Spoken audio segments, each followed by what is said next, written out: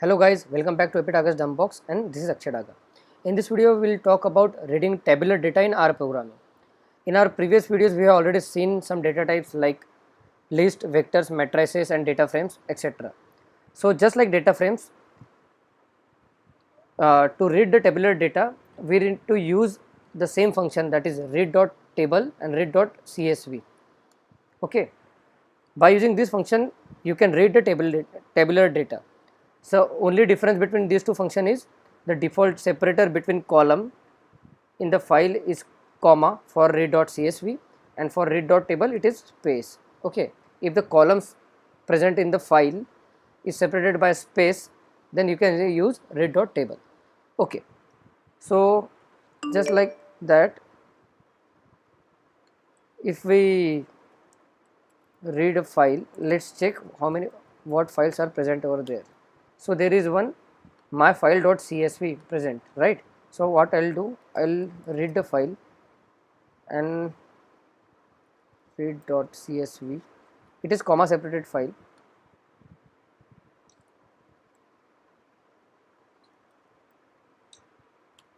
Okay, now we have read the tabular data into R programming and we have saved it in variable x.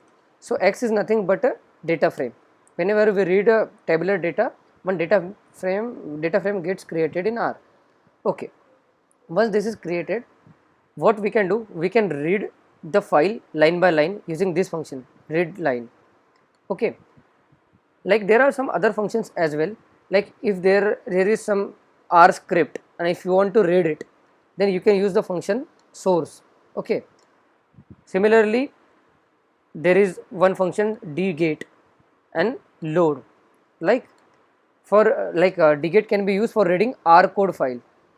So it is inverse, like the difference between source and gate is source is inverse of dump and dgate is inverse of dput. The basic bit, what is the basic difference of dput and dump and dput, I'll talk about it later. Similarly, if you have some variable like you have saved your workspace to input into a file, and if you want to load the workspace once again, then you can use the function load. And similarly, there is one more function unserialize, that is for reading single R object in binary format. Okay, so just like reading, there are some similar functions available for writing the data. Like let's say I have a data frame x here, right? And if I want to write this x data frame into particular file, then I can use write.table function to write it. Similarly, if I want to write line by line into a text file, then I can use the function write lines. Then there are some functions like dump, dput, save and serialize. Okay, I'll explain it one by one. So let's start with the read.table or read.csv, because almost everything is same for those two functions. So while reading the file, here you can see I have read the file directly. I just passed file name as a parameter, nothing else, right?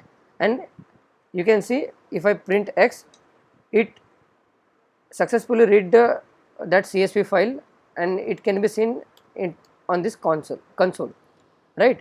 But apart from that, there are many more parameters and it will be helpful, it will be better and optimized if you mention those parameter, define those parameter at the time of reading file.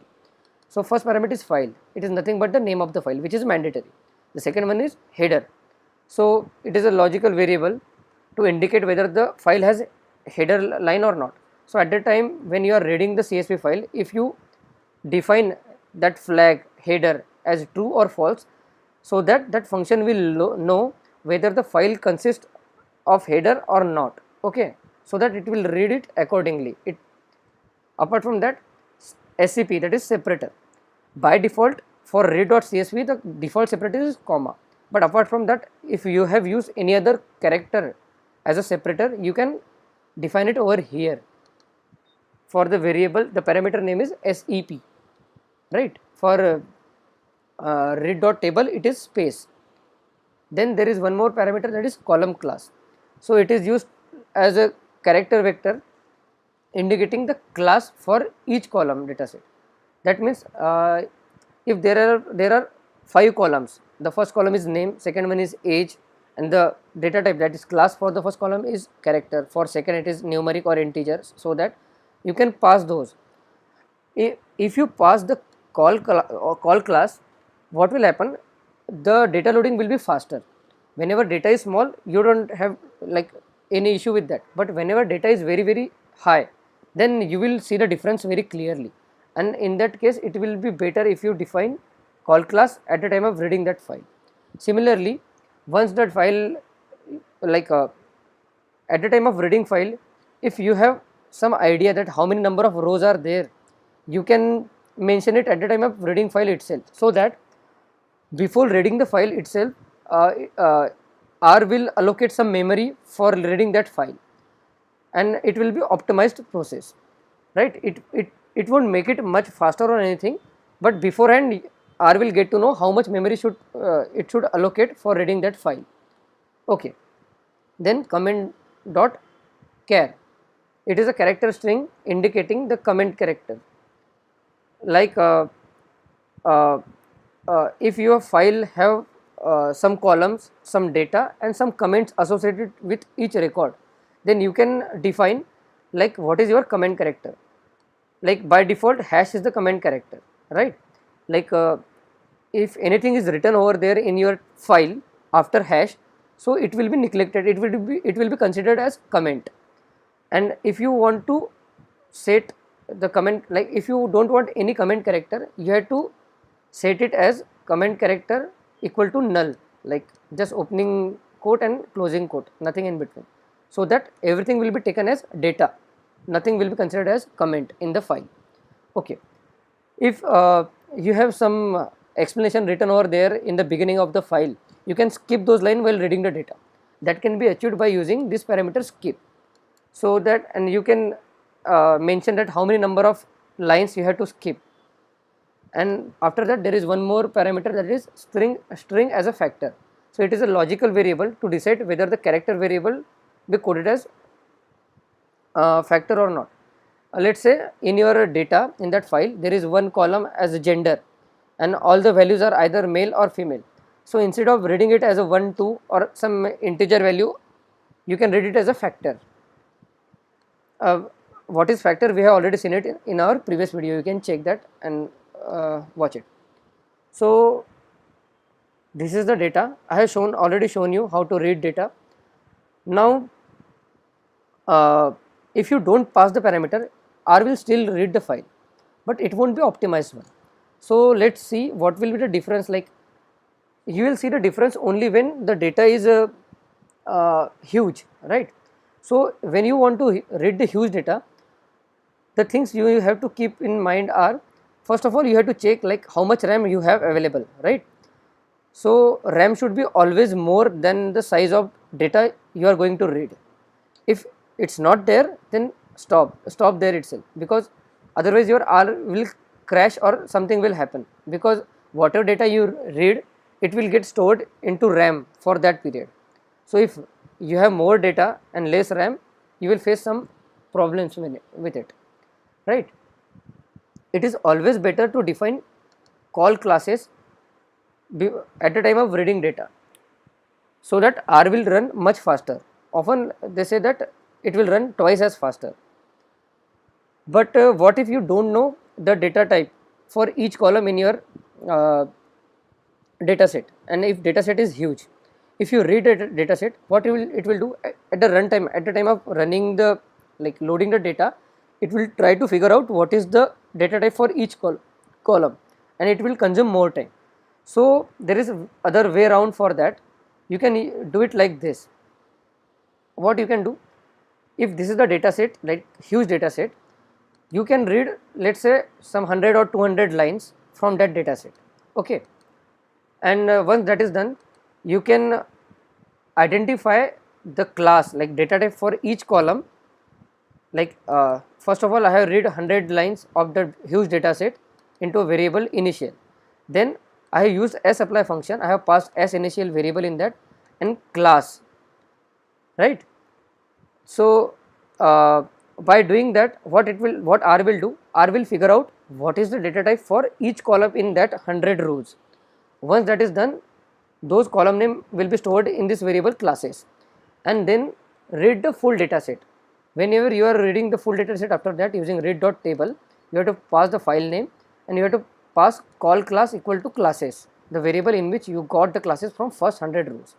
In this way you can specify the column data type, that column class, at the beginning, like at the time of reading the huge data set. What will happen, it will improve the speed of reading huge data set, and you will see the difference, uh, like the time consumed for reading that data set, it will be visible, like you can see that. Okay, so after that, uh, one more thing, one more note about specifying number of rows which will be available in your text file or CSV file. Let's say there are huge, there is a huge data set, and some 1 million records are there in one CSV file. You are not very sure, but you have some idea. So it will be always better to specify n rows parameter at the time of reading that huge data set. What will happen, it won't make R any faster, but if you are defining the n row at the beginning only, R will allocate memory separately, that much, how much it will calculate, how much memory will be required for reading this much lines, and it will allocate that much memory beforehand. So it will be optimized process. So if there are around 1 million records, so you can put n rows equal to something, some values which is slightly more than 1 lakh. If you are putting value as 100 but the records are available in that file are 50 only, no issue, there is no harm in that.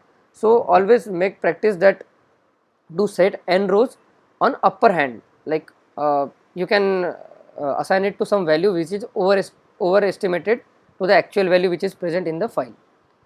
So that's it, guys. This is all about reading the tabular data and writing the tabular data into the R and from R to the file.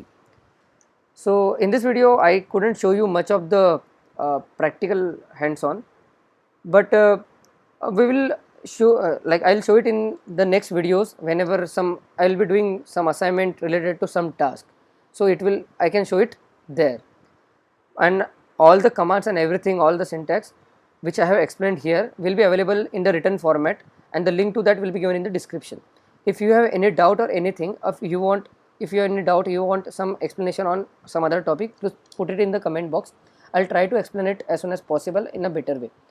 And if you like the explanation given by me, please click on the like button, and please encourage me by clicking the subscribe button, and I'll be coming up with some more and better videos about R programming, and keep watching that. So this is Akshay Daga signing off. Thank you very much.